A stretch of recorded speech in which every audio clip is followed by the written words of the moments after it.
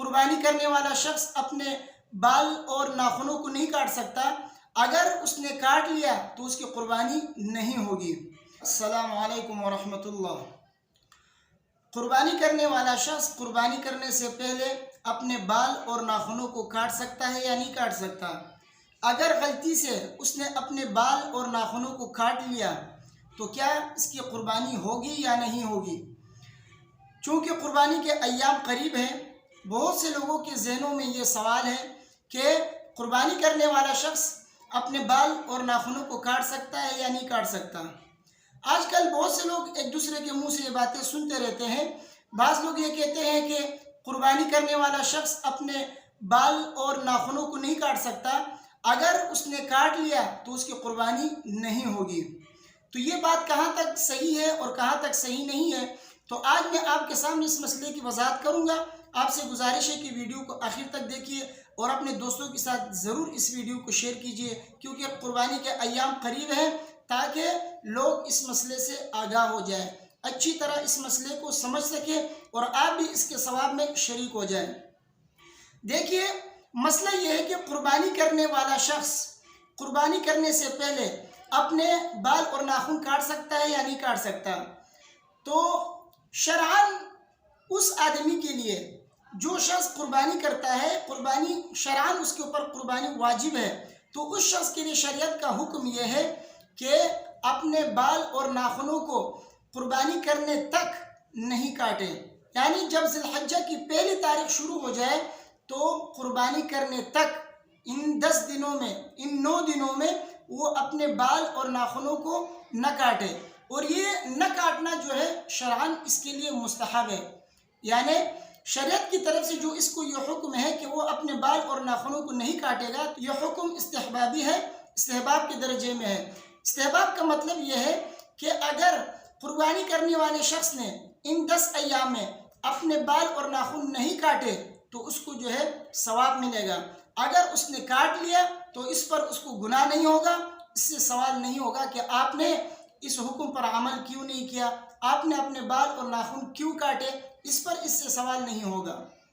تو قربانی کرنے والے شخص کے لیے مستحب ہے کہ وہ حجاج کرام کی مشابہت اختیار کرتے ہوئے اپنے بال اور ناخنوں کو اس وقت تک نہ کاٹے جب تک اس نے قربانی نہیں کی ہو۔ جیسے حجاج کرام قربانی کرنے سے پہلے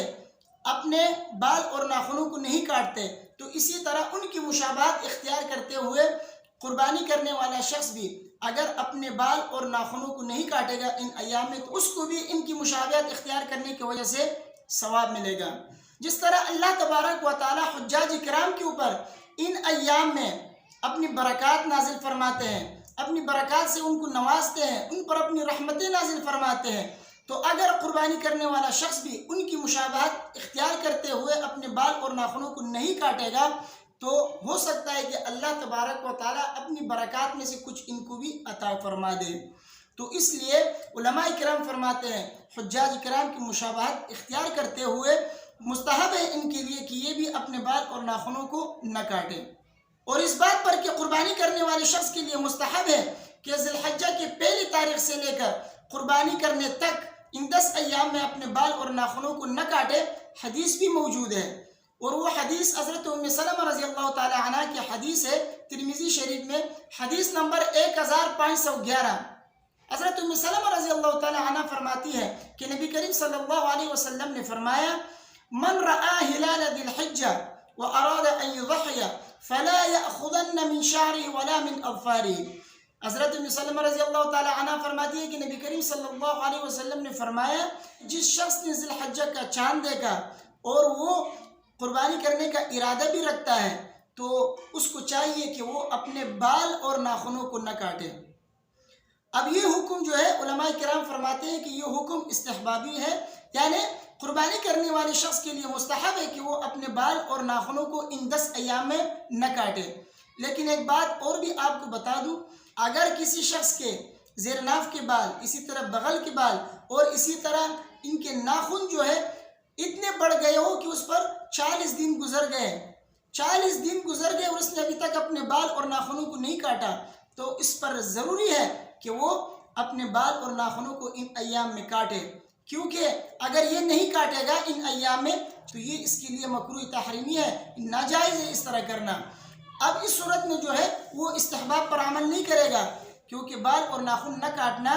یہ مستحب ہے، لیکن 40 دن سے اگر بڑھ جائیں گے تو اس صورت میں پھر کاٹنا جو ہے لازم ہے۔ اگر نہیں کاٹے گا تو یہ مکروہ تحریمی ہے، تو اس لیے اس کو استحباب پر نہیں بلکہ مکروہ تحریمی سے بچنے پر عمل کرنا چاہیے، یعنی اس کو اپنے بال اور ناخنوں کو کاٹنا چاہیے۔ تو خلاصہ یہ ہوا کہ قربانی کرنے والے شخص کے لیے مستحب ہے کہ ذی الحجہ کی پہلی تاریخ سے لے کر قربانی کرنے تک اپنے بال اور ناخنوں کو نہ کاٹے،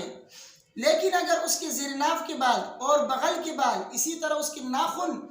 اتنے بڑھ گئے کہ 40 دن اس کے اوپر گزر گئے تو پھر اس کو کاٹنا لازمی ہے، پھر استحباب پر عمل نہیں کرنا ہے، پھر اس کو کاٹنا چاہیے۔ مجھے امید ہے کہ یہ مسئلہ آپ کو اچھی طرح سمجھ میں آ گیا ہوگا۔ ویڈیو کو اپنے دوستوں کے ساتھ زیادہ سے زیادہ شیئر کریں اور مجھے اپنے دعاؤں میں یاد رکھیے۔ السلام علیکم ورحمۃ اللہ۔